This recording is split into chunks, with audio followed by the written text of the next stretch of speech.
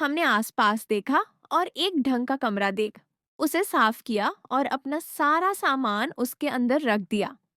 जब मैंने उस्ताद पूछा कि ये कितने सालों से बंद पड़ा होगा, तो उस्ताद ने कहा कि पता नहीं, हमें क्या लेना है ये जानकर कि ये कब से बंद पड़ा है। हमें तो जल्दी से काम खत्म कर बस यहाँ से वापस जाना है। फिर हमने कुछ खाना पानी किया और पूरा बंगला अच्छी तरह से छान मारा।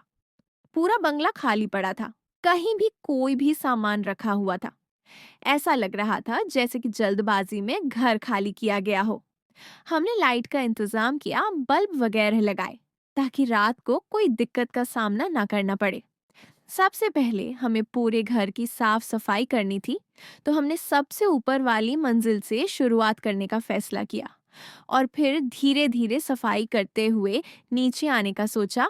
शाम को हम सभी जल्दी ही खाना खाकर सो गए, क्योंकि अगले दिन सुबह जल्दी उठकर हमें काम पर लगना था। सुबह मेरी नींद जल्दी ही खुल गई, क्योंकि मुझे नई जगह पर ठीक से नींद नहीं आती। मैं लगभग सुबह 5 बजे उठ गया था। मैंने पास ही रखा जग उठाया और पानी पीने के बाद फ्रेश होने चला गया। जब मैं वापस आया, तब तक रमेश और उस्ताद भी जग चुके थे। रमेश चाय बना रहा था तो उस्ताद बाहर लॉन में खड़े थे। मैंने जब बाहर जाकर देखा तो उन लोगों ने लगभग सारे लॉन में उगे हुए पेड़ पौधों और झाड़ियों को साफ कर दिया था। उस्ताद बोले, अब कुछ ठीक लग रहा है। तभी रमेश ने चाय पीने के लिए आवाज लगाई और हम वापस अंदर आ गए। चाय पीते हुए रमेश ने कहा, कितना बढ़िया बंगला है, फिर भी इसकी क्या हालत बना रखी है। मेरा ऐसा बंगला होता तो मैं कभी इसे गंदा नहीं होने देता, इसको चमका कर रखता। उसकी बात सुन हमें हंसी आ गई। उस्ताद ने कहा, जल्दी से चाय खत्म करो, फिर हमें काम पर भी लगना है।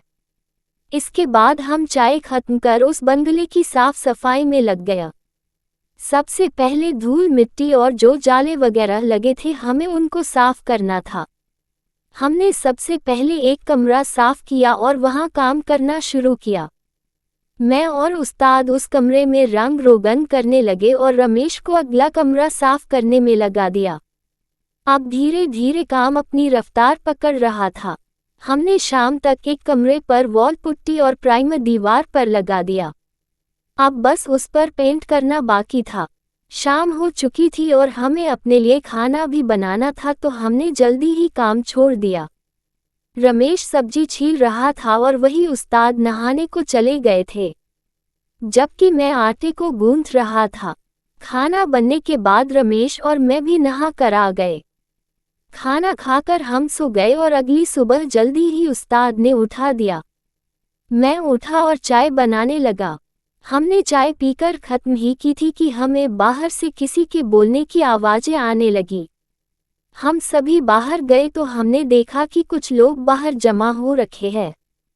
वह गांव के ही लोग थे और वह वॉचमैन से इस बंगले के बारे में पूछ रहे थे कि किसने यहाँ साफ सफाई करवाए और किसने ये बंगला खरीदा है।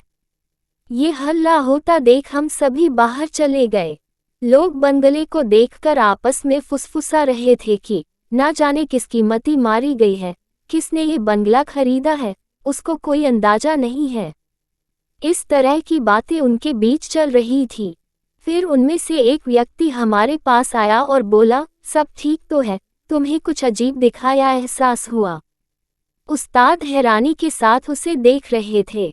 उन्हें कुछ भी समझ नहीं आ रहा था कि ये किस बारे में बात कर रहा है।